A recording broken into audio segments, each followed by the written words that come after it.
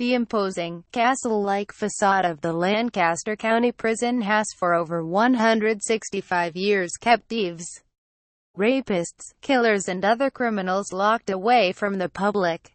But as the opioid addiction crisis continues to plague this rural Pennsylvania county, prison officials are increasingly becoming just as concerned about what gets by the correctional facility's turreted walls as what's inside them. Black tar heroin was recently discovered in an intake area for new inmates. A syringe was found in a common area that same day, stashed in everything from lip balm and greeting cards to rubber gloves and hollowed-out cigars. Officials say that heroin, fentanyl and prescription opioids are being smuggled into the prison at record levels.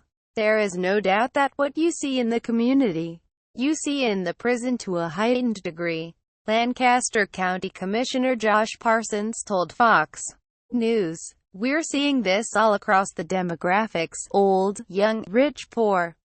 It doesn't matter.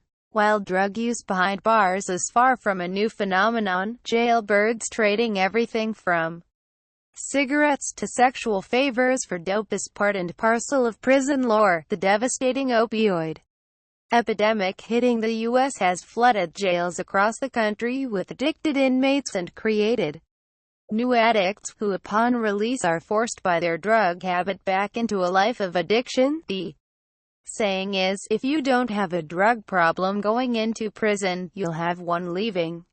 Tony Papa, a spokesperson at the Drug Policy Alliance who spent 15 years behind bars in New York on a drug charge, told Fox News. According to a study published in the journal Addiction Science Practice, approximately one-third of all heroin users pass through correctional facilities every year, and up to one-quarter of inmates in the country's more than 5,100 jails and prisons have an opioid use disorder. In Lancaster, prison officials say the number of inmates incarcerated on drug-related crimes hovers somewhere between 80 and 90%.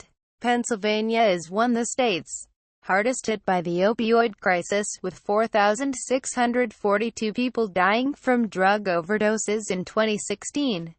This epidemic is not slowing down, Lancaster County District Attorney Craig Stedman said earlier this year in a press release.